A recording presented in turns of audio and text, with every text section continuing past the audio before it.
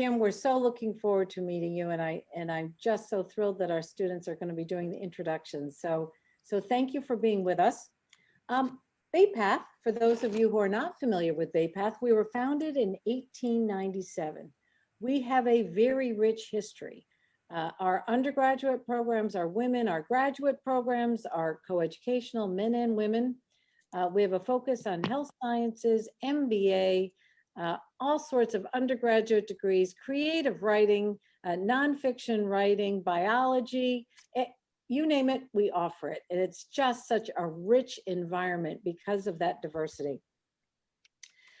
Our focus is on careers and ensuring that our students, through their journey with us, are able to find their career passion so that when they leave us, they're launching into the next phase of their life. So really focused on careers, really focused on internships, making sure that our students are learning inside the classroom, outside the classroom, and of course, through all of our special cultural events. So thank you in particular to Elizabeth Cardona, who leads our Office of Multicultural Affairs, to our other students who really are the inspiration for all that we do here at BayPath. And you'll see that in our programming.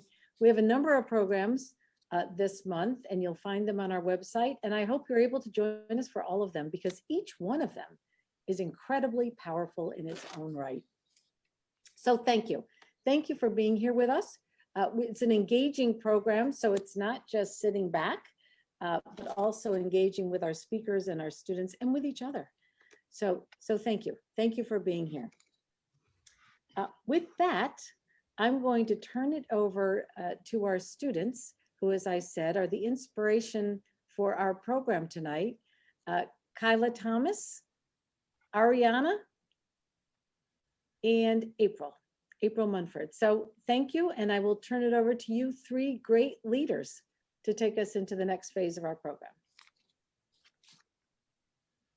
Thank you, President Duran. Thank you all for being here. You all look so lovely.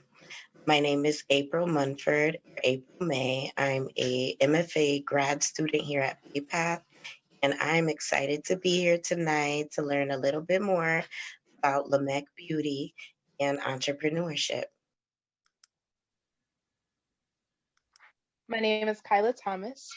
My major is digital forensics, and I plan to graduate the year 2022. And so far, I want to learn more about LAMIK.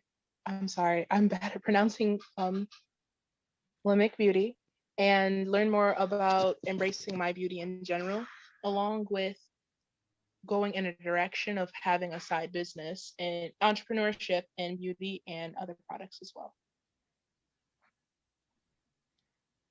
Hello, my name is Ariana. I'm a senior here at BayPath. I'm a resident assistant, and I double major in neurobiology and medical science. I minor in biotechnology.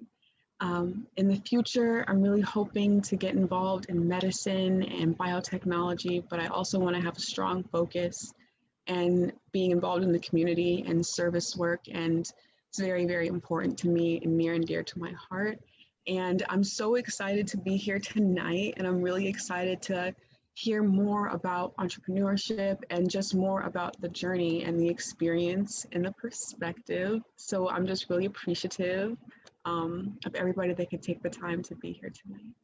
So thank you all very much. And that said, I would like us to begin the next segment, which is a PowerPoint. And the committee has created such a beautiful, beautiful PowerPoint, and it's going to include a list of upcoming events, a remembrance of those influential figures which we've lost over the past year. Also, some notable mentions in terms of current events that I'm very, very happy for, and a tribute to those victims who have lost their lives to police brutality.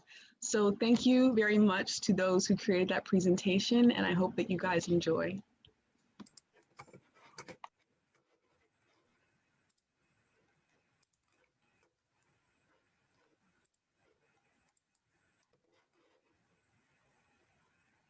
Lift every voice and sing till earth and heaven ring with harmonies of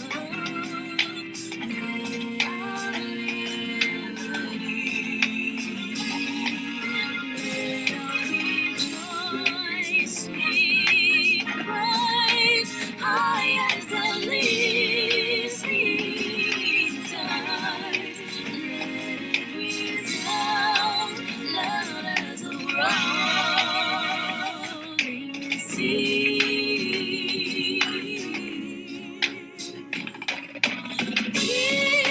Sing a song full of the faith that the darkness has taught us. Sing a song full of the hope that the present has brought. Facing the rising stars of a new day begun. Let us march on till victory is won. We will march on till victory is won. March on a little longer. Raise your fists a little higher till victory is won. Let us march on till victory is won.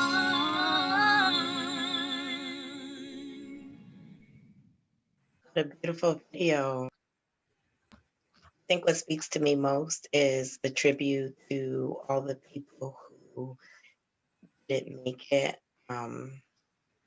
to police brutality. And then I really enjoyed the Cicely Tyson memory because she definitely embraced her beauty and made sure that the world embraced it as well. So now we will introduce Kim Roxie. She's the founder and CEO of LAMIK Beauty, a clean beauty brand that caters to multicultural women.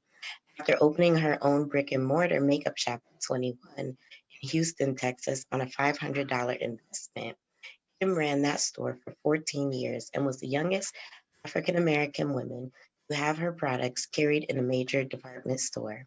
In 2019, Roxie pivoted her business and launched LAMIK as an e-commerce beauty company. So in 2020, Roxie secured a partnership with an augmented reality company to launch an innovative tech-enabled website that allows consumers to digitally try on cosmetics. Kim has become a community leader with the city of Houston, formally naming June 23rd as Kim Roxie Day in 2019. She holds an executive certification from the Tuck School of Business as a bachelor's degree from Clark Atlanta University and an esthetician's license from Houston's Community College.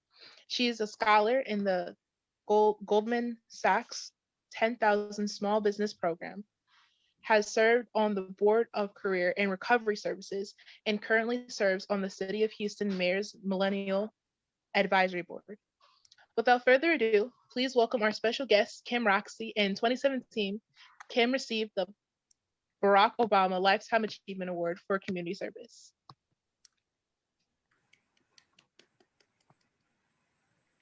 In 2019, Kim was honored as one of Houston's Business Journal's 40 Under 40 and was named one of American Business Journal's most influential executives in 2019. Face to Face Africa has named her one of 30 Black stars among corporate executives and entrepreneurs. She is a recipient of the American Express 100 for 100. Her company LAMIK has been featured since Allure, Cosmopolitan, and MarthaStewart.com. Are you ready to level up and embrace your beauty with Miss Kim Roxie? 4, 3, 2, 1. Level up, level up, level up, level up, level up, level up, level up, level up, level up, level up. All this on me, so yummy.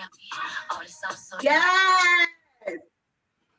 Yes. Yes.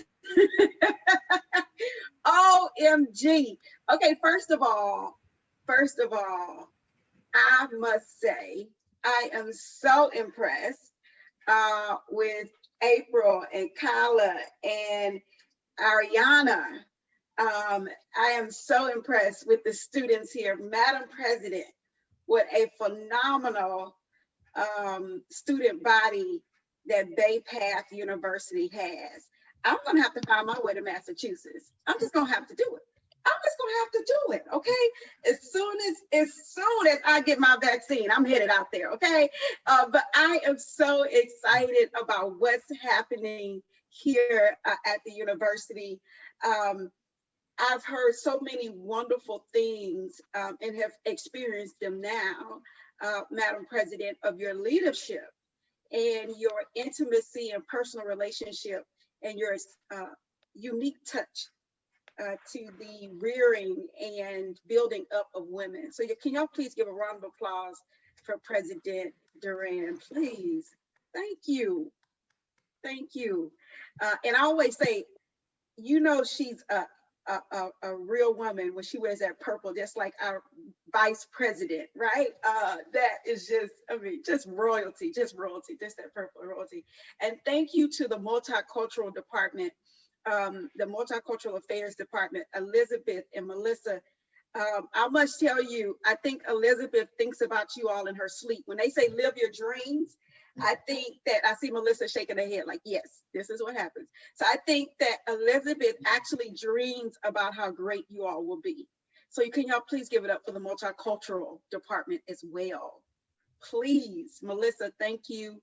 Thank you, Elizabeth, for being so committed. Because if y'all want to know how she really got a hold to me, y'all will be like, oh, really? But she came my style. You know, today, I'm gonna tell y'all tonight, I like to, if you can't tell already, I show up as truly who I am, right? And so Elizabeth slid up in my DM, okay? And she got it handled, okay? She slid, anybody know, y'all already know what that means, right? Y'all put me some love in the comment if y'all know what sliding in your DM means. Sliding in your DM, I need you to put that in the comments because what we talk about tonight, I'm from the school of hard knocks. So I started my company at 21. So I can respect a woman that knows how to slide in my DM because that's what I do to get a lot of opportunity. That's what I do. You know, I believe in guerrilla marketing, all that kind of stuff. Okay. So yes, it goes down in the DM, seriously. Okay. So, so I just love it. I just love it. I just love it. And now, is there someone on here I saw, but I didn't see a face. Is there someone on here named Kimberly Wiggins? Is that a real, is that someone on here? I need to know. Yes, I'm here. I'm a real person. Your name is Kimberly Wiggins. It is. My name is Kimberly Wiggins. Okay, so. Oh, wow. Okay. I was just sharing with everyone that my maiden name is Wiggins. And so when Ariana, I was like, that's my cousin. So now you're just me. I have a twin. Okay, this is, say it again. She's my mom. Really? Okay, I'm your mom's twin. I'm our mom. Okay, so now you got a twin. Now we have really connected. This is Okay. Thank you so much, Bay Path, for introducing me to my twin. I appreciate that. I didn't know I needed that, but I needed it. So, hey, Kimberly Wiggins. Hey. So this is going to be great. Sometimes you look for signs to find out if you're in the right place, and then the signs show up, right? So I'm so excited about being here, Robin. I'm so excited about being here, Janine. I'm so excited about being here, Megan. I am so excited about being here. So what we're going to talk about tonight is entrepreneurship, the real. Okay? Entrepreneurship, the real deal. Because entrepreneurship has some kind of way took on this glamorous stance, and I don't know where it came from. I have no idea. because if I was not in the glamour business and beauty, then I would be like, where is the glamour in entrepreneurship? Somebody point me to it because I'm still looking for it. But so I'm going to talk about entrepreneurship for real. I'm going to talk a little bit about my story, but we're going to also, I'm sure some parts of my story are going to remind me of yours, right? And I'm also going to address your questions, and we're going to have a very thoughtful, a very real conversation. If you're up for that, I need you to put it in the chat. Yes, if you up for it. If you up for it, I need you to type it in the chat. Yes, that's what I'm up for. If you up for it. If you up for it. I see the yes exclamation marks. I see let's go, okay? So we're gonna have a real conversation. So I'm gonna talk a little bit, tell you a little bit of my story, and then we're gonna get into a conversation. Because what I want this to be is value to you, right? I want this to be value to you. And I want you to leave this conversation with some tools in your toolbox, okay? Because they, the Black History Committee, and kudos to all of you that who are members of the committee, and just know that you played a vital role in the excellence that's happening this month within this programming. But I want you to know that I want you to leave with something in your toolbox. You all put these programs together so you can get something from it. So I want you to pull from me tonight, and I want you to get from me what you're seeking, right? And then some of you, it'll be like, well, I'm not sure what I'm here for. Something will be dropped that will be yours, okay? So let's do it. And feel free to transfer this conversation on social media or what have you. I am at the Kim Roxie on Instagram and on Twitter, and everywhere else, I'm just Kim Roxie, Kimroxie. So I am from the home of George Floyd. I am from about 45 minutes outside of where our beloved Sandra Bland lost her life. I'm from Houston, Texas. And I come to you, that's why that tribute was so touching to me, because you literally, you know, started it off with Sandra Bland, who I actually marched for, who actually I know her mother, and, you know, who we actually were a part of that movement. And then with George Floyd, we just had a dedication in a street, and Black Lives Matter, his alma mater high school, Jack Yates High School in Houston, that just happened the other day. And so that's where I'm from, right? And so when we talk about these stories, when we talk about what has happened, it's not far reaching, it's happened right at home, right at home. And so as an entrepreneur, a Black woman entrepreneur, a part of the group of entrepreneurs who are starting businesses at the highest rate, even 4 times the national average. But our businesses only coming in at about $24,000 on average revenues, $24,000 a year, compared to our counterparts coming in at about $121,000 a year. When I think about being an entrepreneur, I think resilience, and I think perseverance. And so I'm gonna tell you where my story started. It started when I was in high school, and that's why I say we're gonna keep it real tonight. You heard that beautiful bio, but your girl got kicked out of school at 16, okay?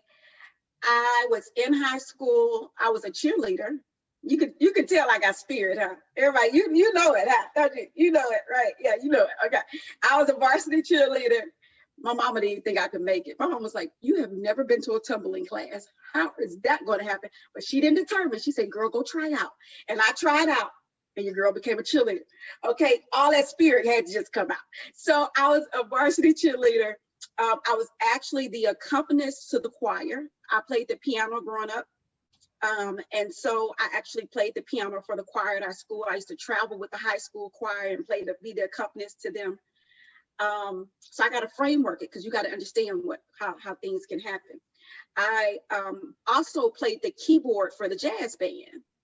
I was the only keyboardist, and he didn't even have a keyboard in the jazz band before I told him that I think I could bring some flavor to the band. Let me get him on this keyboard because I could read music really well. And I was the keyboardist to the jazz band. So I was very active, but I got kicked out of high school. What happened was I got into an altercation with a male because I love women. I don't fight girls. I don't do that. I don't get mad at women. Okay, I love women. Y'all are my calling. But I got into an altercation with a male, but this was the thing. Now I see what they talk about, how the parameters or the privilege to even make mistakes as a Black young woman is sometimes not even possible. You're talking about a varsity cheerleader, accompanist to the choir, keyboardist, kicked out of high school for first time ever getting into an altercation. Okay, so much so to where they were ready to take me to juvenile. I mean, it was all of it. I ended up going to alternative school. So at that point, when I went to that alternative school, Sarah said, I seen it happen. Right. So, and don't get me wrong. I was wrong for altercation. Not taking anything away from that. But when I went in, I remember them trying to take me to juvenile and doing all of that. And I remember going to alternative school. And this is basically where, your kids were at who just a lot going on. And when I was there, I remember feeling like a complete failure. And my parents, my mom in particular, my mom was such a kindest person. She just was like, she told me it's gonna be okay. You're gonna be fine. You gotta go through this, and she would, she'd be like, you're gonna be fine. I'm like, Mom, it's like, she's like, you're gonna be fine. I'm like, no, everybody thinks I'm done. They're all talking about me back in high school. Like, it was like, it's not, I don't have a future. The teachers told us that we're at risk. I asked the teacher what that meant to be at risk. She said, you're more likely to not be a contributing citizen. You're more likely to end up incarcerated. The teacher said, basically everybody, all y'all kind of kids that's in here are probably gonna end up incarcerated. Y'all are at risk. And I remember being labeled at risk. And I remember the friends that I thought I had not wanting to hang around me anymore because I was at an alternative school and I was being like put this label on. And I remember my mom telling me it's gonna be okay. And I remember there being one teacher who said to me, write down your 5-year goals, Kim. And I was 16 at the time. And she said, write down your 10-year goals. She said, because you have a future. And I remember that. And I wrote down my goals for 5 years. And I said, I want to go to college and graduate. And she said, well, you should still apply to college. So I applied to college. I only applied to one university. It was Clark Atlanta University. It was my dream school. And I got accepted. Everybody told me I was not going to be accepted. Nobody was going to put your transcript. It wasn't going to happen. But I got accepted. Glory to God. I got accepted, went to school, and I was just thinking to myself, I got to prove all the naysayers wrong. So many people turn their back on me. I got to prove it wrong. And so I went to Atlanta. Remember, I'm from Houston. So I went to Atlanta and I wanted to get far away from Houston because my reputation from high school was so tarnished. I just didn't want to see or see anybody I ever went to high school with or anything. And I just wanted to get away. And I went to Atlanta.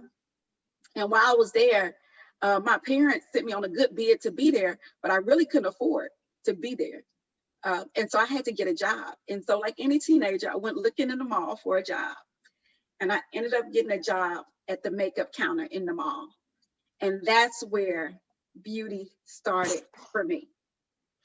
Now, real quick, everybody put in the chat where your first job was. Where was your first job? Because I went looking in the mall for my first job. You know, I was in the mall looking. Okay, Jahai said the dollar store. Hold on. Melissa said, well, hold on, because some of these jobs are good. I see Bath and Body Works, pie shop, the grocery store cashier, nurse for my grandmother. Oh, Megan, welcome to Mo's. Okay, yes. So all these places, right? But these were our first jobs, and we all remember them so well. Elizabeth was over at the good McDonald's.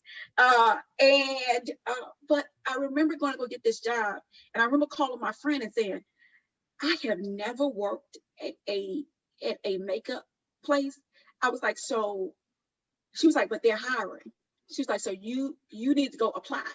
So they hired me.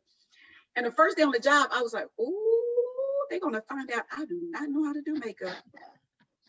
And it kind of reminded me when I went to go try out for cheerleading. I had never done a tumble, but I'm gonna be a cheerleader. So I was like, so I went to that job, and it was the first day, and I said, oh, just show me. I said, just show me one time. I just want to catch the colors.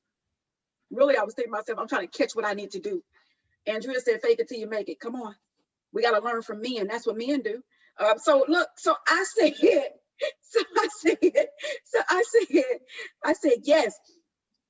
I said, go ahead and show me real quick what those colors look like.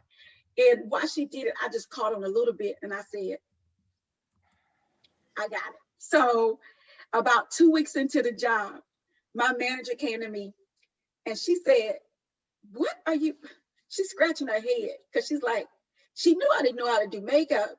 So she was like, because I always like, I'm not a makeup artist. She's scratching her head. She said, what are you telling these women? And Kyla, I looked at her and I said, what? She said, you're selling more makeup than me.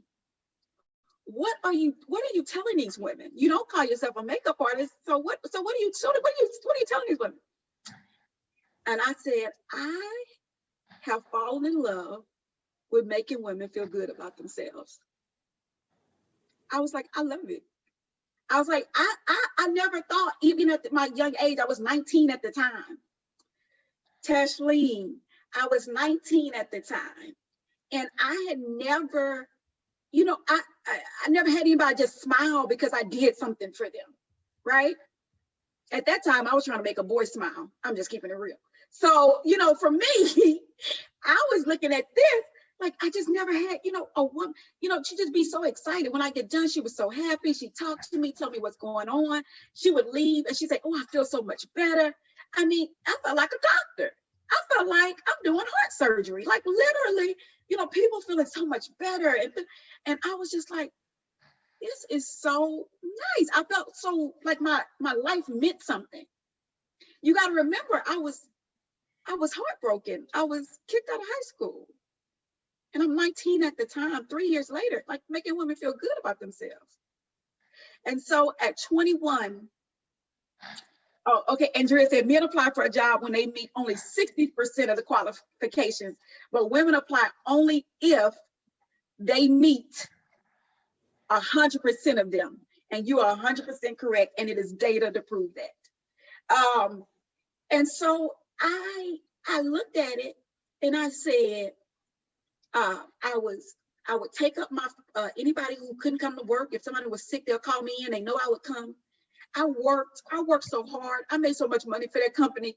I loved it. And I was just so happy. So when I got to my senior year in college, y'all, it was like, oh, so what you gonna, you know, my parents like, what you gonna be when you grow up? Like, what you gonna be when you come out of school? Like, what you getting interviews? And my professor, oh yeah, Kim, you getting interviews? And all of a sudden I done went from like, you know, working at that job to now my senior year of college and being like at 21 and being like, okay, no, what you about to do? And I'm like, oh, I've been working at that job, having a good time. I mean, I went to school, I'm getting my degree, but I hadn't had any internship or anything in my my field, and I was getting a degree in public relations. I was like, I hadn't had an internship. I love doing this. And all right, Kyra, the cheerleader, Mary Kate, Mary Kate, shout out to you. So I looked at it and I said, man, I was really about to find myself back in that failure kind of place. Because oh, here I go again. I don't even have a job lined up. And my manager at my store, she said to me, Kim, I was talking to her one night about what I was going to do after school. And she said, Kim, you have a special thing with knowing how to handle and take care of women. She was like, you need to figure out how to go in business with that. She was like, you need to open up your own makeup shop. And like, you know, and just like talking and this. And I was like, and I was following along and I was like, you know what? I could do this. And I was like, I don't have a job after school. I don't have a job lined up, Ashley. I'm just, so like, I need to figure something out. That's starting to sound kind of good, what she telling me. And so I went home. I had a come to Jesus moment. Anybody ever had a come to Jesus? Anybody had one of them come to the, anybody? I mean, I don't care if you had to come to the universe. I don't care if you had to come to the cross, whatever you had to do. You know what I'm talking about. Stacy, you know what I'm talking about. You had one of them, I don't know, you start singing them old spirituals. You like, I don't know.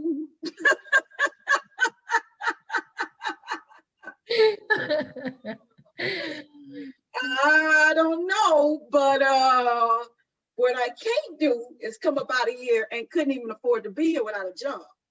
So, and so I had that moment, Terilyn, and I remember just really feeling like rock bottom. I felt like I did again when I was 16, got kicked out of high school in my room, Ramona, with no solution, you know? And I just, you know, for me, it was, I see you, Tashlene. It was, and for me, it was prayer. And it was just like, God, what am I going to do? Like, I don't have anything figured out. And I saw this vision for this makeup store that my manager was talking to me about that you should open. And I started to see, and I was like, I can have a makeup shop. I was like, in Houston, there's not a makeup shop that really caters to women of my complexion, or even a makeup shop that has just really, really good customer service, or a makeup shop that really does your eyebrows well. Like nobody in Houston could do eyebrows before I got here. I'm just telling you. I'm just telling you. Nobody could do them until we got here. I'm just speaking the truth. Okay, I got receipts. And so I was like, you know, I could open up something like that in Houston. And so then all of a sudden, thank you, Tashley. All of a sudden, I went, and from that moment, this is my second semester of my senior year. I went from that moment of having nothing planned to going into full gear on this, opening up this makeup shop plan. And I saved up, I was working all hours. I saved up $9,500. I was eating at Wendy's. I only ate $2 a day. $3 was like the max, was my daily budget for food, $2 to $3 because from Wendy's. And my mom, I ended up saving up the money. I was getting real close. And I had did my budget for my store. I said, it's gonna take me $10,000 to open up the store, to get everything I need, all this stuff, And I got up to like $9,500, Judah. And my mom wrote me a $500 check. Best check I ever had. She wrote me a $500 check. And Stacy, that was my $10,000. Even though my budget, Julia, did not include past the first month's rent. So I was really only good for the first month I was in there, okay? But that's the way I did budget at the time. And I opened up my store, and let me tell you, I did not open up that store easy. They didn't even want to rent to me. I was a 21-year-old girl walking up in here, you know, saying I want to open up a store. The people would not rent to me. The leasing manager at the mall told me no. She said, we're not sure what you're trying to do. You've never had a business before. That's not going to work. You know, they had like Victoria's Secret. They had all of these big stores that are not doing so well now. But anyway, the mall ended up going into bankruptcy anyway, but I'm not in bankruptcy. Hallelujah. So, but anyway, they did not want to rent to me. She went and got the owner of the mall because I wouldn't leave. I almost got like arrested because I was like, you have no reason not to rent to me. I was like, you know, just no reason. I was like, I got my first and last, you know, I got my the money I need for everything, the security deposit, all that stuff. I was like, but you know, you won't rent to me. And I was like, I can add value to this mall. She's like, no. She said, you know what? I'm going to get the owner of the mall before I call security. And she said, so he can tell you that he won't rent to you. And she went and got the owner of the mall, ended up talking to him. And he ended up saying, I'm going to give you a chance, kiddo. That's exactly how he talked to me. He said, I'm going to give you a chance, kiddo.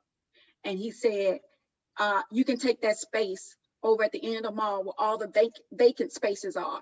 He said, we call that area Asia because where all the stores are, we call that America. But you'll be so far away that when you end up filling, you won't be close enough to really make a big difference. And I took that spot in Asia, and about 2 months into being in that location, when I opened up my doors, people didn't just come flooding in, but I went and walked to the food court, and I would walk people down from the food court all the way down to my store and talk to them the whole time, Judy, the whole time. I could tell you about their kids and everything by the time, you know, we got to that store. And because we was all the way in Asia, remember, the rest of them all was in America. And so we walk all the way down to Asia. And but by then, you know, they probably so invested in our conversation, Monica, that at least they bought something, you know. And so I started to build up my clientele. And about 2 months in there, the same owner of the mall came to me, and Charles said, his name was Charles. Charles said, he said, I don't know how you still here and how you making this work over here, because all the stores were vacant by me. And he said, I don't know how you making this work. He said, but we just had a new opening open up next to Victoria's Secret downstairs in America. Do you want it? And I said, yes, give it to me. And the rent was a little bit higher, but I didn't care. I wanted to get out of Asia, you know, in that standpoint. I love Asia. I've been to Hong Kong. I love it. But in that standpoint, I wanted to get out of there. I wanted to get to America. Okay. And so LaTanya, we went down there, and that's where I ran that store. The mall ended up going to bankruptcy, about 4 years of me being there. And everybody had to leave and vacate and all that kind of stuff. And I ended up having my own freestanding makeup shop. I ended up having my products. I ended up opening up a location in Atlanta for a couple of years, but it's a pop-up location, and in New Orleans. I also did they had this special sort of pop-up product initiative they had going on at Macy's that I was a part of, and I started to develop products, and I held them there in Macy's for about 2 years. And so I ran that phase of LAMIK from 2004 to 2018.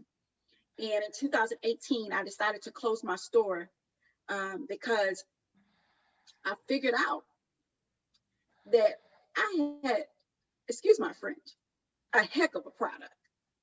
And so I was like, you know what?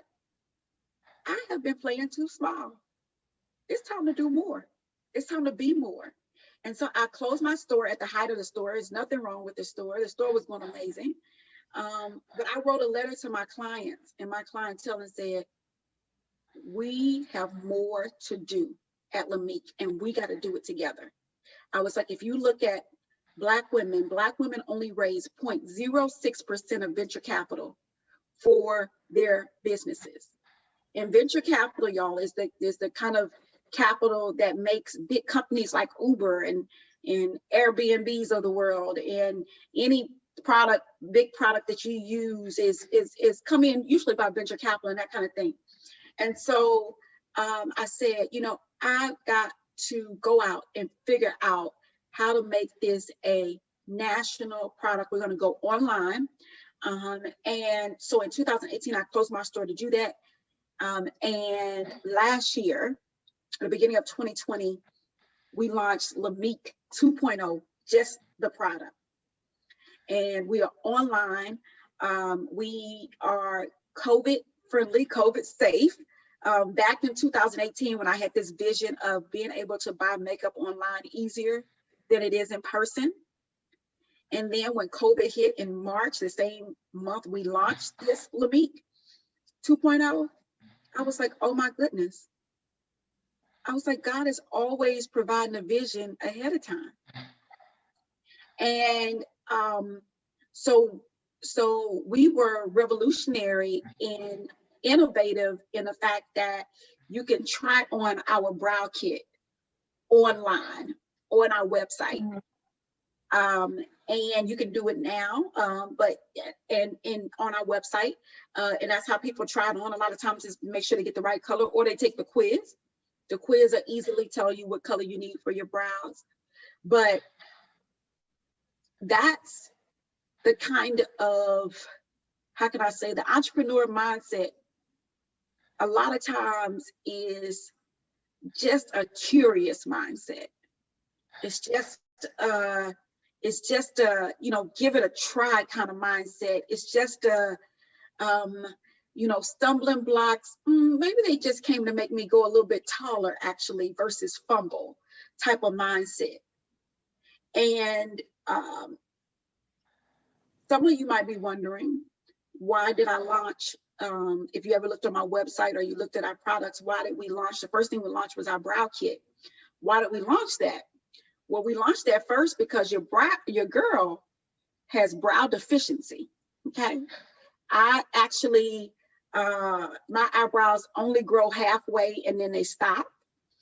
And for some people, that's an indication of a thyroid issue.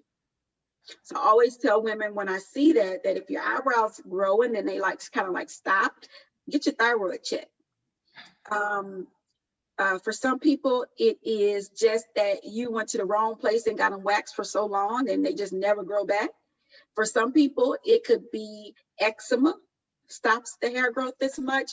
But for some people, it's hair loss. I actually have a form of alopecia, so I know what hair loss looks like.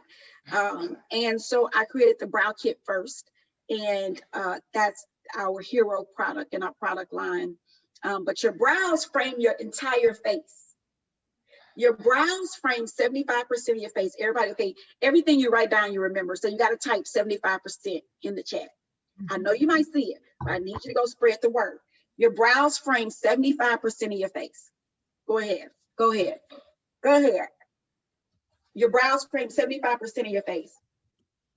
And yes. 75% of your face. Let me see it. 75%. Let me see. Let me see. I'm in class. I'm doing a roll check. Let me see if you put it in there. 75%. Careless. I'm trying to see. Did you put it at Chelsea? Did you put it in there? Come on, Victoria. Where you at? Okay. So Jillian, Elaine. All right. So 75% of your face is done, is framed through your brows. And so that is the reason why we started off with the brows and my hair loss. So if you listen to the thread between my story, a lot of the things that I stand on now, what sort of makes me tall and sort of gives me a platform, is actually my losses. Okay. Okay. A lot of what I stand on now, the things that give me the platform, are actually my failures. Okay, I need you to catch that. I need you to catch that. Because it doesn't matter what age you are going to experience loss and you are going to experience failure. I have my great grandmother, rest her soul now, but she lived to be 110. And I used to talk to her a lot. And I can tell you all the way up to 110, she could talk about losses and failures and this and that. It doesn't matter how old you are. But the reason why if you listen to the thread of my story, most of what comes about, the platform that I stand on, I need somebody to type this in the chat. I'm standing on my losses and I'm standing on my failures. That's what's making my platform now. And that's what could make your platform. And what's funny is we always try to run away from losses and failures. We always want to get away from losses and failures. I just found out this morning that someone I know, like a relative of mine, found out that someone took their life by way of medicine, overdosing. When I think about my grandfather who committed suicide, when I think about my uncle who committed suicide, I think about the pressure of the loss or the failure, and how sometimes we might be moving too fast to want to get rid of that and not knowing that that's going to become your very platform. If I did not have hair loss, I would not have created a brow kit. You know, it wouldn't be so much attention to it. I wouldn't have done it. If I wouldn't have worked at that makeup counter, not really knowing what I'm doing, I wouldn't have really experienced women's stories and understood the importance of beauty, and that beauty is revealed, not applied. That's my quote that I spread all around the world. That beauty is revealed and not applied. But I wouldn't have found that out if I didn't work so intimately with women and really not know what I'm doing. If I really knew what I was doing and, you know, I was so focused on making her makeup so perfect, I wouldn't have really heard her story. I wouldn't have really paid attention. I would have been concentrated on the fact that I'm making her beautiful. But the truth is, she already is. You already are. And LAMIK is really not just makeup. LAMIK is just an empowerment tool. Remember, I give women, like I talked about tonight, just trying to give you tools for your toolbox. LAMIK is just tools for your toolbox. When I use my brow kit and then it frames my face in a certain way when I show up, it's just a tool for my toolkit to get people maybe to listen to me or to pay attention or to give me a compliment and stop, and then now we can start conversing. Like, it's just a tool in my toolkit. LAMIK is just an empowerment tool. LAMIK is an acronym that stands for love and makeup and kindness. It's an affirmation. Love and kindness is your true makeup,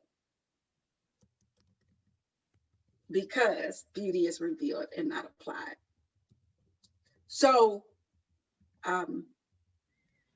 what I want to leave with you, and we can go through the questions now, but what I want to leave with you is that the losses that you're experiencing, the failures that you're experiencing, just wake up tomorrow. Keep waking up. Keep waking up. It's going to become your platform. I'm ready for any questions. Hello. Thank you so much for coming and speaking. Like, everything you said resonated so strongly with me. And I definitely took so many of what you said, your tools, and I will be adding them to my own toolbox, especially about the standing on your losses and failures, because I think that there's a way you can use all these experiences as an asset. So I think that that's really important. And so with that said, so let's start getting into the question section. The first question that I wanted to ask you was, throughout your journey in entrepreneurship, was there any memorable accomplishment, like very memorable, that really helped you to feel that, you know, this was where you're meant to be, and it really made you feel at home in the lane that you've chosen in life? And what did that moment mean to you? I think there are, I think there's so many, because to be honest with you, Ariana, I need them all the time. And as you can tell, mental health is I'm very cautious and conscious of mental health because of my own family background. So to be honest, these sort of memorable moments, I need them almost like every day. And so when I think of some of the ones that really stick out to me and let me know, okay, I'm in the right place, I'm in my purpose, I'm like moving. I think one that helped me, because sometimes I experience imposter syndrome, which a lot of women sometimes incur. But at a young age, I remember one time being nominated for an award here in Houston, where only the top executive women, only the entrepreneurs who had been in business for a long time, and I was in my 20s, early 20s, getting this award with these women. And that was sort of, because I didn't grow up in like the debutante world. I didn't grow up in society. My parents didn't have corporate jobs. My parents worked for the post office. And so very blue collar, I didn't grow up, going to galas or anything like that. And so that was my first time having to go to a gala. And then on top of that, getting an award at the gala with all these other women who were so accomplished. And in that moment, I was like, okay, I got it. I got what it takes. I'm doing the work that needs to be done to be in here. And a lot of people don't know that about me. Like, those people, a lot of these women in Houston of society and, all of these women that do all these kind of stuff and do these philanthropic events and co-chair galas and all this stuff that now I do now, I didn't grow up like that. So they would never know that when I was sitting at that table, I was like, ooh, which fork is for what? Okay. And so, it's those type of moments that let me know, like, okay, you belong. And actually those type of moments God gives to me regularly, because sometimes I can slip back to not feel like I belong.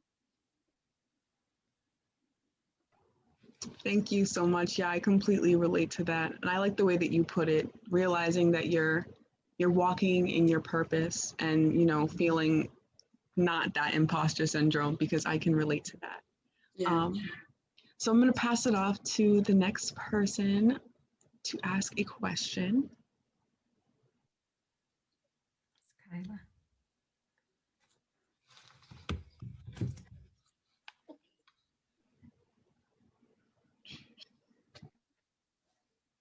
It could be Kyla or April, either one of you. I'll go. So this question, or it's not really a question. I was interested in it because I am a former hairstylist. I did own my own business. So this is all very interesting to me. I love it, love it, love it. And I think you helped me with my thesis, standing on your failures. I think that makes me see everything clearly now. Yes. So chose number 11. So the person says, this is not really a question. I am a cosmetologist teacher, and I am looking to diversify curriculum, which is predominantly focused on Euro-Anglo hair and skin. I would like ideas and input on how to do this. Now, I remember in hair school myself when I was learning, didn't really have much on African-American hair and makeup.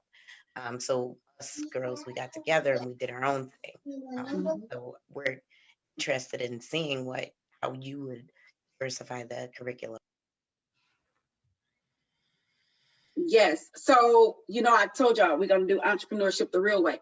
So my daughter just came in as if her dad is not in the other room and can't tell her about this book, but that is okay because this is my queen. I'm going to let her say hello, because if not, she's going to come back one more time. Say hello to everybody. Hello. Hey, Hello. hello.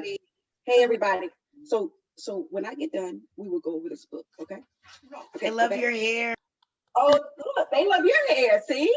And they just asking about hair. They got a question about hair. They're hairstylists. And they want to know about hair. Because what did I tell you about your hair? What I tell you about your hair? She said, I got an afro. I tell her that our hair grows to the sun. So sometimes people's hair grows down, and that's beautiful. And then some people's hair grow out, and her hair grows to the sun. And so that is the beauty of her hair, that it can do that. And so I tell her that, and I don't want anyone trying to make her hair different from what it is, because her hair is beautiful the way it is. And so when you talk about curriculum, that hits really home for me, because I need people to know how to do Loretta's hair, my daughter's hair. And I don't need people trying to make it into something that it's not and trying to take a comb through it. Baby, do not do that. You know, do not do that. Okay. Get you a good detangle brush and wet it, and then try to, but that's what we need to know. So when you talk about how can we diversify, I can get so many ideas. This is kind of a loaded question for me. This is something that I probably want to have off a little bit, because I can come up with some $1 million ideas around that. I think that is so much to unpack. I feel like we know. I have an esthetician license, so I've been in the cosmetology area. You know, the aesthetic school I went to, they had cosmetology as well, and they were not teaching about 4C hair. They were not teaching about, you know, how to do that. And when I say 4C hair, for anybody listening, that just has to do with a texture of hair. They were not talking about textured hair, how to do textured hair. And you have grown women my age who don't even know how to do their hair, because all they know is how to, you know, the perm and how straight hair does. They don't know about their hair grow to the sun and how to handle that. And so it's so much to be done. We could have education courses around that. We could have how-tos. You have to remember, you have a whole audience of people who don't even know how to handle their hair, baby boomers. And you could have products catered to just them. You could have services catered to just them. You could have Generation X women. I mean, I could break it down in so many different ways. I got so many ideas, to be honest, when it comes around what are some things you can do. I think it's so many women with textured hair. It's so many women with curly hair, so many women with kinky hair. And there's so much education that needs to be done. I remember being on I was just at this event, an online event. And this to tell you about the miseducation of textured hair. I was at an event and a woman was presenting about she made a bonnet that has a silk lining to it. And she's doing really well with her business. And one of the women said, oh, yeah, I use that silk bonnet. It's not just for Black women's hair. You know, it's not just for nappy hair. And I said, did she just say nappy hair? And, but there's such a miseducation. It's such a also a point for us to bring a good image. So when I think about me in the beauty industry, me being a dark-skinned woman, I'm actually bringing positive image of beauty to dark skin. So we need more positive images, even in school and how we're teaching. We need posters in the school. Who's gonna make the posters? Somebody could be in business making posters, taking beautiful photographs of textured hair and selling those posters to beauty schools. You know how you go to beauty school and they have posters? You know how they have all this? It's so much business that can be done. It's so many ideas. And let's not limit ourselves to only, this is the way they do it. We're trying to mimic the same way. We got to be innovative. Did I answer your question? Absolutely. I love the idea about speaking positivity and reclaiming our image for ourselves. I think that that's a major part of the conversation, especially when we're talking about the way we talk about our hair, the way we speak to our children about our hair. The word nappy, we were just discussing that, like, say it or not say it, you know? Mm-hmm. So yeah, I definitely think so. I think there's no such thing as nappy, it's only healthy and unhealthy. Yeah. Yep. And when we talk about that, I think it's so needed too. And again, about keeping it real, I have this beautiful scarf on my head, but y'all, I'm bald headed. And you know, I don't know if you ever seen pictures. If you go on Instagram, you'll see and me rocking my bald head and stuff like that. So, but a part of the reason why I'm bald is because I had hair like my daughter, really even longer. But I hated my hair, absolutely hated my hair. And for any woman, and this is why it's so important, like we have spaces like this that we can talk and discuss these kind of things. I am bald. Part of the reason why I'm bald is because I hated my hair. So I mistreated my hair. I permed my hair. I would pull my hair. I would put glue on top of my hair. I would snatch out my hair. I am bald because I hated my hair. But why did I hate my hair? Because I thought straight hair was better.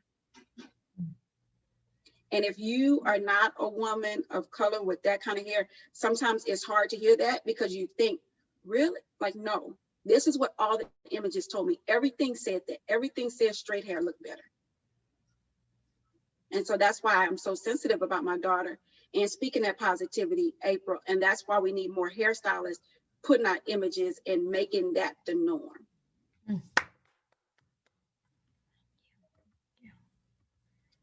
Thank you for that.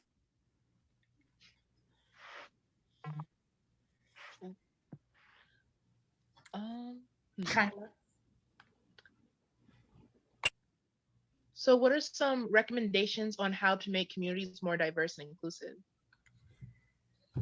What we're doing tonight, I think this is beautiful. I can tell from the energy, we're not even together, but I can feel the energy. Like you got that solar, girl, you got the energy behind you, got the solar, you got the planet behind you, Kyla. You on Earth. This girl is taking us to the moon, you hear me? But you know, I can feel the energy. Even I feel like we're all in the same room right now. I don't even feel like, you know, I'm over here. I feel like we just all together, you know? And so I think that, you know, as far as making things more inclusive, it's about these type of settings. And sometimes when we talk about what's not going right or what's not. And I must say, I think what y'all doing here is going right. I think this is a great example of inclusivity where we can talk honestly about things and our experiences. And also too, I think that inclusivity also, to make things more inclusive, people have got to have a will to be inclusive. I said this Black History Month, I'm sorry, I said it. I said this Black History Month, y'all not gonna wear me out talking about, you know, making things more equitable, but then y'all go back to the same behavior. And so I think that it's so important for someone else to care who has a track record of not being inclusive, to want to have the will to do that, and then we can work together to do it. I think that the people who are being inclusive, we gotta continue to build and unite and do, so we can then be a greater example, or be louder, or be more strong than the ones who resist that, because there are people in this world who resist it. And so I think that part we have to do. Yeah.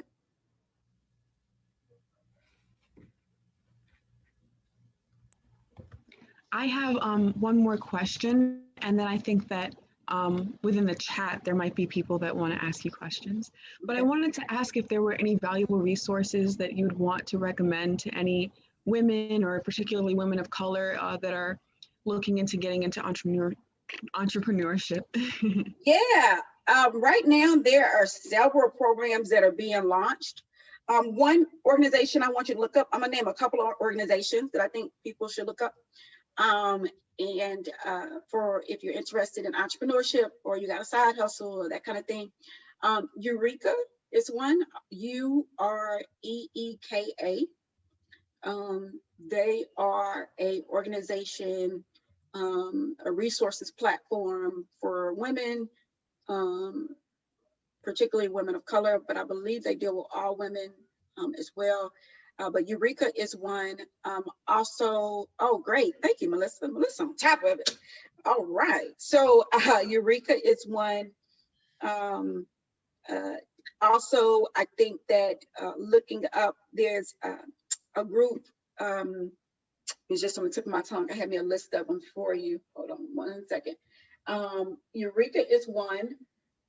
Girl Boss is a nice one. It's a nice organization as well. Also, you have, if you look up, depending on which industry you're in, I want you to, look up Hello Alice. Hello Alice is another. Hello Alice. Hello Alice is another one. That's helloalice.com. You can join their platform. They have a lot of information. That one is for women. And they have a lot of education as well. Also, if you see an opportunity and you're like, they have about grants, because there are some grants out there for college students, even about starting businesses. And so Hello Alice can help you. They have a whole guide on how to fill out grants. And they have a guide in that grant that you should take a look at. That's a good one. Also, I would say, be thoughtful around who you follow when it comes to social media. There's a lot of free information being put out all the time. And I think that that sometimes we almost miss that free opportunity to get that information. And so I would say, like on Twitter and stuff like that, certain people, if you follow, I think, listen to the podcast called Side Hustle Pro. Side Hustle Pro. Take a listen to that podcast. That podcast has some extraordinary stories of some women who started businesses from their side hustles and things like that, or businesses. So take a listen to that as well. And those are some of the ones that I would say off the bat. Thank you. I want to make sure that we get the question. Elizabeth Cardona, what do you think? Do you think that we can read off chat? All right, cool. So we have a question in the chat, and it's from Judith Torres, and it says, what's the biggest factor that has helped you to be successful, and what truly inspired you to be where you are now?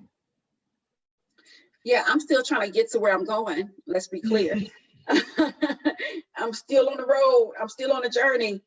So when I said that to y'all earlier about, your platform, your losses and your failures being your platform, I'm talking to myself too, because you continue to go through and go through.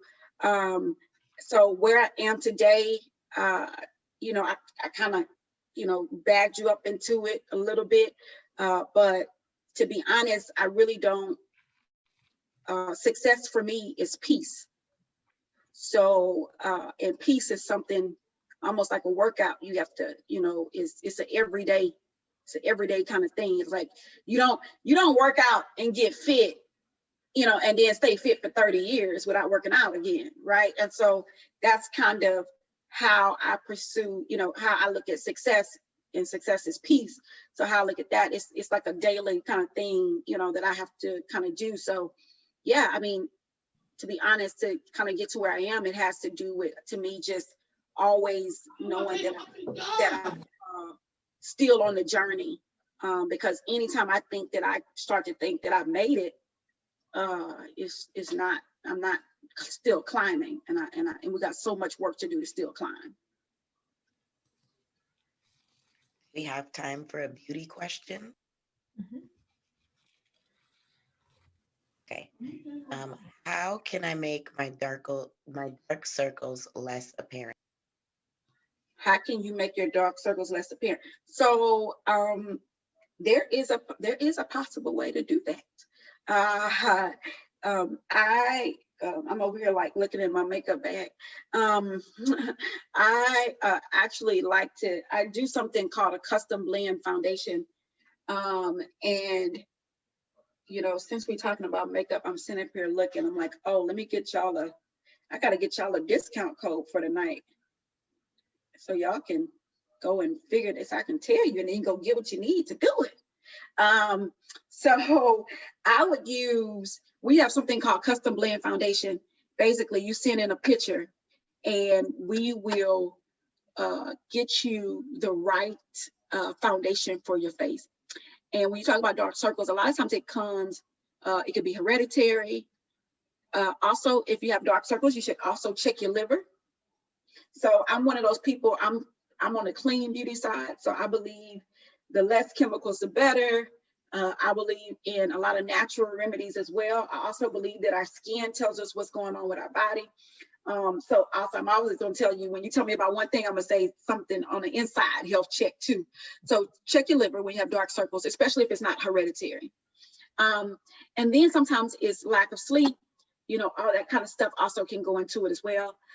But you know, if you have a concealer, if you have a foundation or something, you should really take it and either use a brush or use a sponge, or sometimes you can even use your finger. And this is our foundation brush. But when you take and put it on, a lot of times what I see women do wrong, because when it comes to trying to cover up darkness underneath your eye, you got to be very intentional on how you apply the product. Okay. I love it, Kyra. I love it. I'm gonna give y'all a discount code tonight. Let me do it real quick while I'm sitting up here talking, because I didn't even think about that until you just asked me that question. What you do is you take your foundation or your product and you take and put it underneath your eye, and more so blot, and go on top of that. What I see people do, and this is the reason why you never cover it up. You could have makeup and you're like, you never cover it, because you take and you just rub it on your face. So let's just say you do like this. You taking the makeup and doing like this, just rubbing it. You just rubbing it all into the skin. You're not getting no coverage. Where if you take the product and you do it more like this, like you're blotting, it's like you're taking it and you're concentrating it in a certain area, and then you get it to stay right there and cover it up. Does everybody catch what I'm saying? Especially if you're trying to cover up a dark spot. If you got a blemish, I don't care what it is, an acne scar, you're trying to cover it. That's the way you should do it. Don't just take and just rub makeup on. You do that if you ain't trying to cover up anything, and you just want, you know, some color on your skin, just kind of even it out, and just that kind of thing. But if you're trying to take and do some coverage, you gotta take and blot. You gotta do this blot. Okay, let me see it in the comments. Come on now, y'all know how I am. I gotta see participation. I grew up in church. The pastor used to make you say amen the entire time. I'm like, if I say amen all night, then how are you preaching? I should be the one doing it. So, but I'm saying is, you gotta type it in the chat. Okay, so you gotta block. Okay, you gotta block. You cannot be trying to cover up those blemishes, just rubbing makeup on your face. And I see women do it all the time, and it covers absolutely nothing. So you could already have some good products at home, but the way you're putting it on is the reason why it's not applying right. Okay, Crystal, turn to your neighbor. So I love you so much. Okay, so take and blot and put it underneath, but take and do that. Try it that way, okay? And use a brush. So this is our makeup brush set here. This is our brand new release makeup brush set. So I love this thing.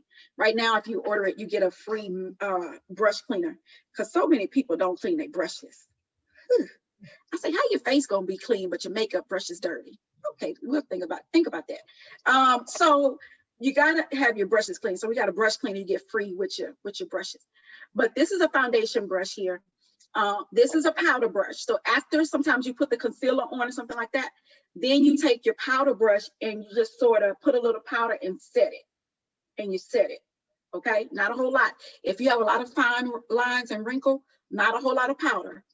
You want to go more on the cream side, liquid side, more than powder, right? So if you're using powder and you have fine lines, just lightly set it on top. And you like to use more of a mineral powder because it's more lightweight, okay?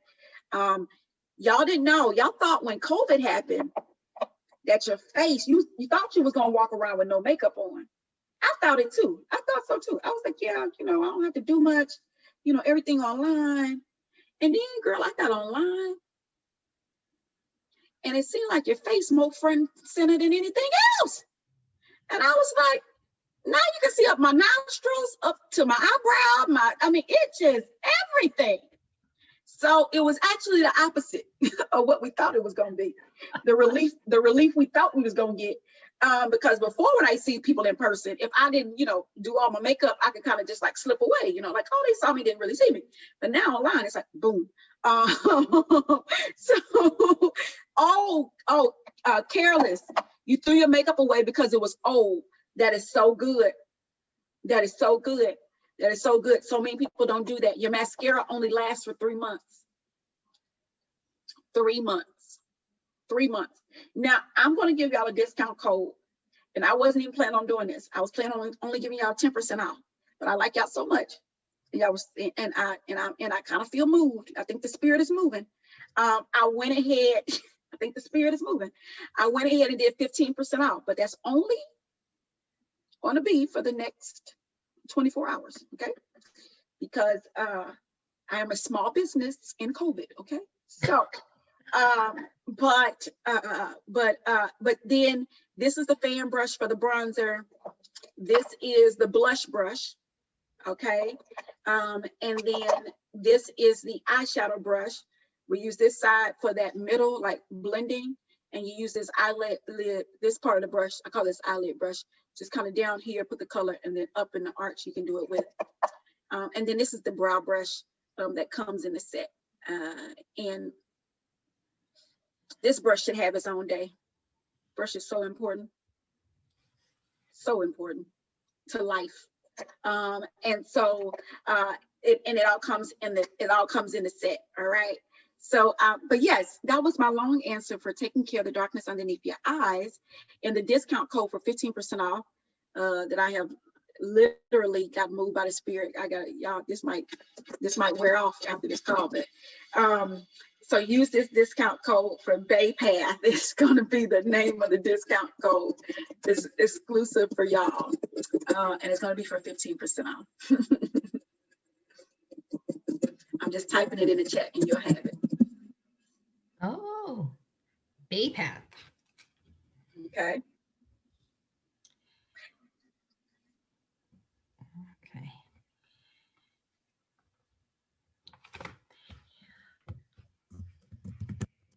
I know there's another question on the chat. Yes. I'm ready. All right. So let's ask, I think it's another beauty question. Let me see if okay, here we go. This question is from Donna A, and it reads, how many layers of makeup do you apply when getting your face done? I see people applying 5 layers. Is that necessary? Okay, well, let me say this. I believe that people should do what they want to do. Let me say that first. We're not here to judge. We're not here to condemn. We're not here to make people feel bad about themselves, whatever the case might be. Some people like to do makeup as therapy. Some people feel like it's their way out.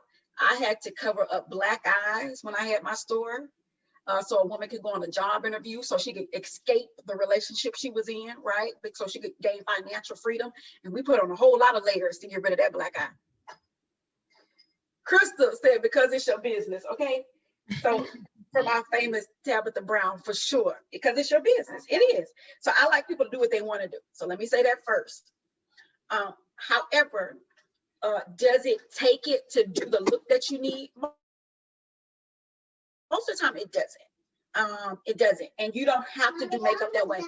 Okay. Mm-hmm. Yeah. Mm-hmm. Mm-hmm. Yeah. Yeah. So you usually don't have to do that. Okay.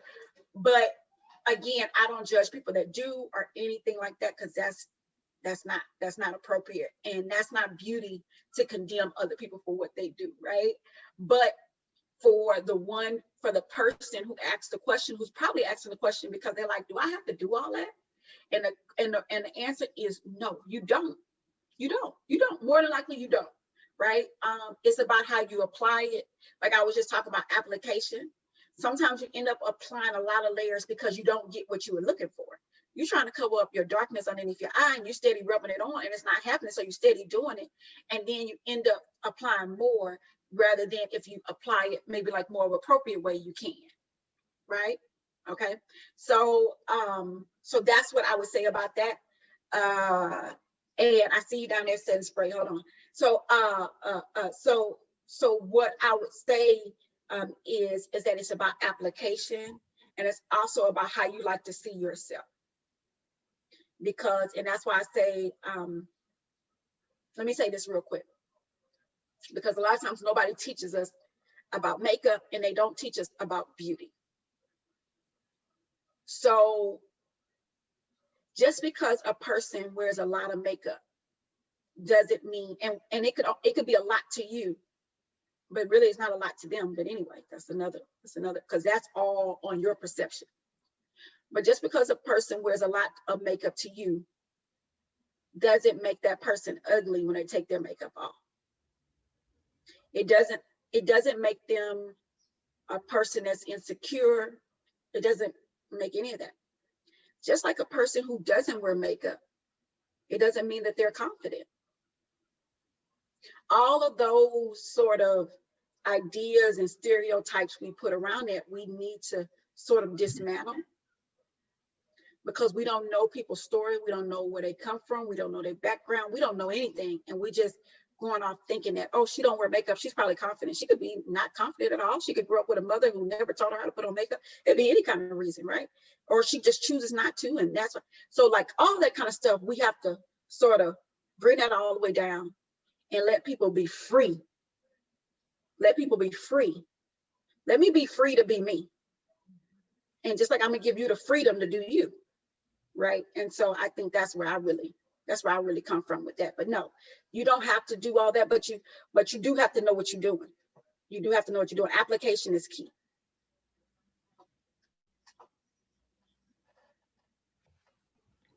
Thank you.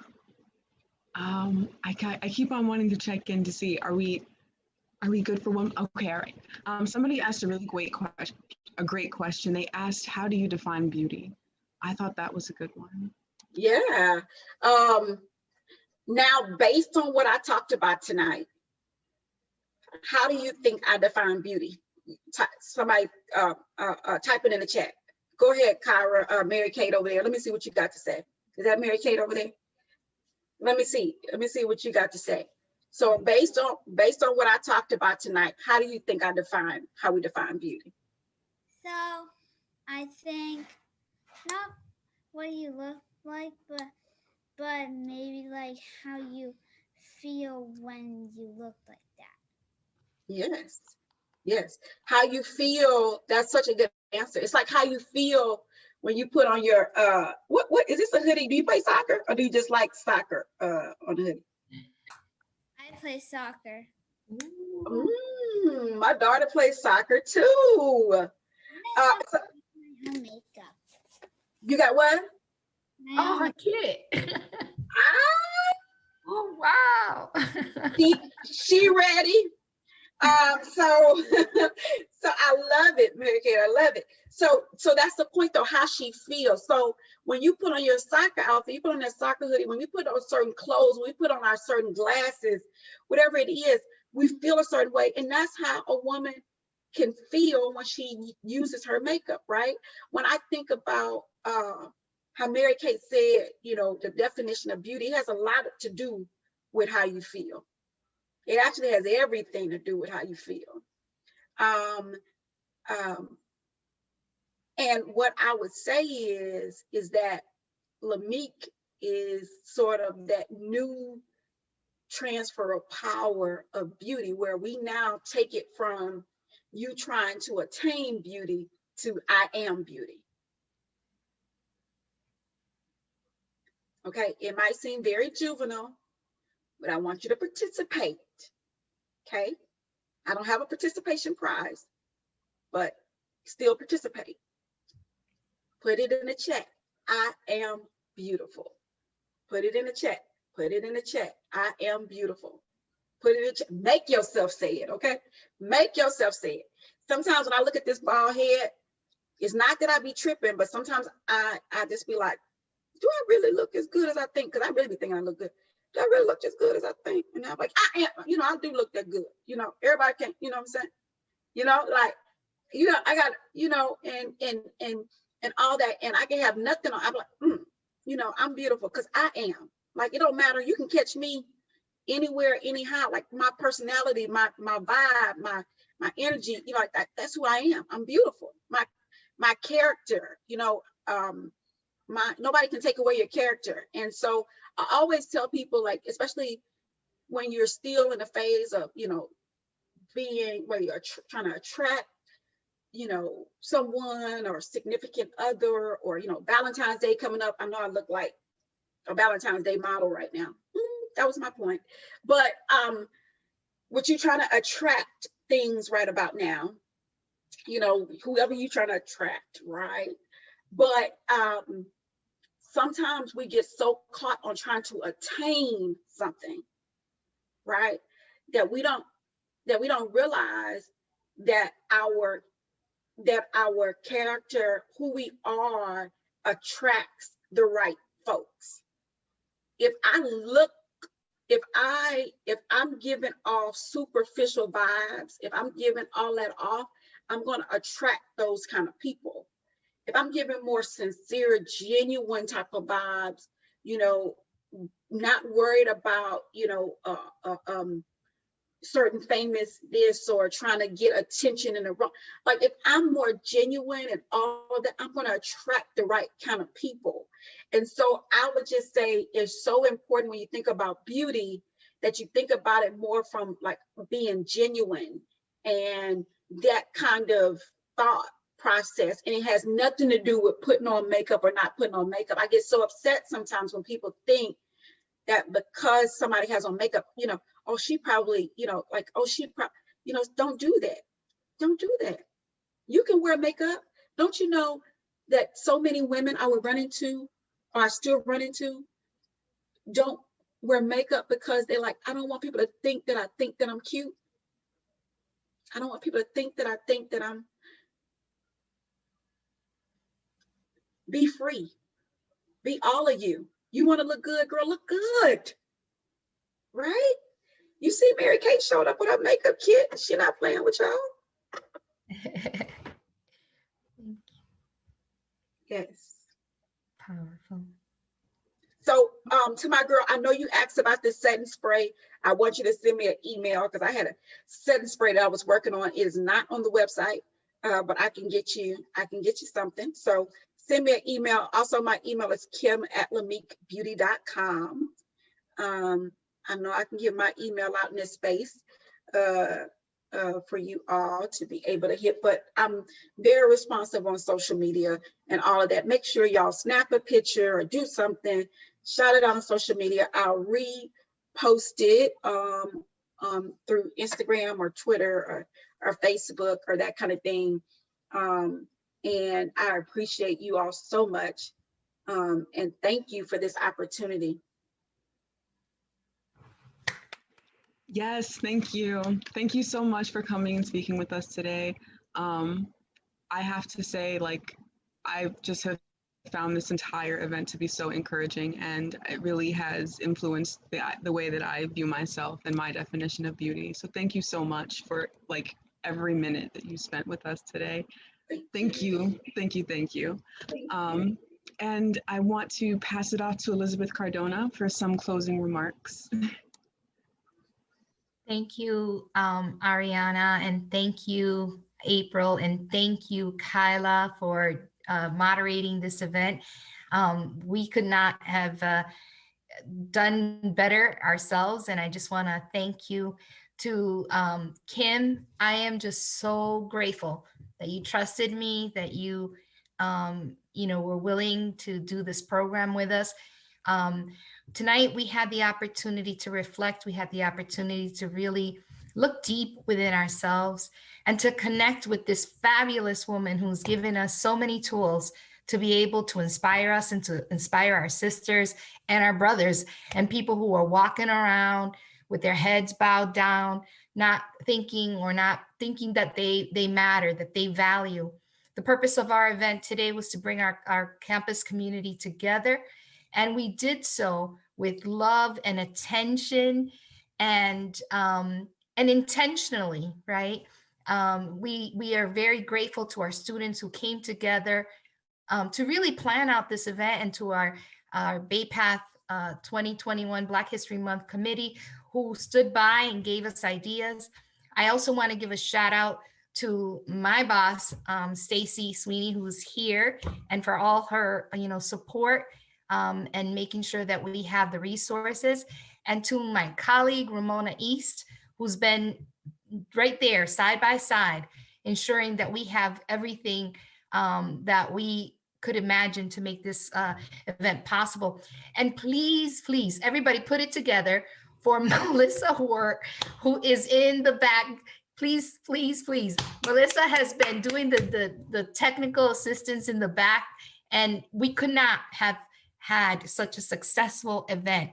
And Loretta, we are so grateful to you for allowing your mom to do this program with us. And to all of you, I encourage you to please, follow Kim. Please support. It's one thing to come show up, but let's also support and let's share. Let's share that we have a phenomenal entrepreneur who's so authentic and doing amazing business. And let's support. And I also want to just say to all of you to please join us next Wednesday at 7:00. We have our keynote speaker will be Anawami Moss, who is going to be teaching us about storytelling and telling our own beautiful stories. And then the following week, we have Sheena Collier, who's a good friend of Kim, and she is going to be sharing her own story, creating Black in Boston. And also we're going to be joined with some fabulous local entrepreneurs who's been to Bumpy's Organic Food, Lenny Underwood, a local photographer, and then there's a couple other surprises. So please stay tuned, stay safe. And thank you to all of you, to our Diversity, Equity, and Inclusion committee for their support.